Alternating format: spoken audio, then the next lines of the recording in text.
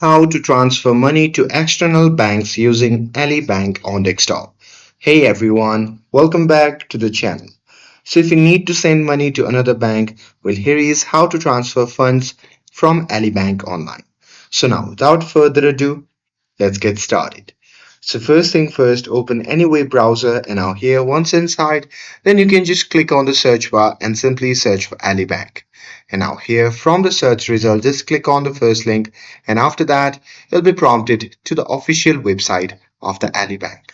Now here you simply have to log in using your credentials and once logged in, from the account overview, you simply have to click the account you want to transfer money from like checking, savings, a money market, and there you simply have to select the transfer money or move money and then choose external bank accounts as the destination. And on the next page, you have to enter the routing and account number of the external bank account and the amount you want to transfer. And there you have to choose whether this is a one-time transfer or a recurring transfer and then select the transfer date. And once you're done with it, you have to review all the details carefully and then click submit or confirm to complete the transfer. And that's it. That's how you can transfer money to external banks using Ali Bank on desktop.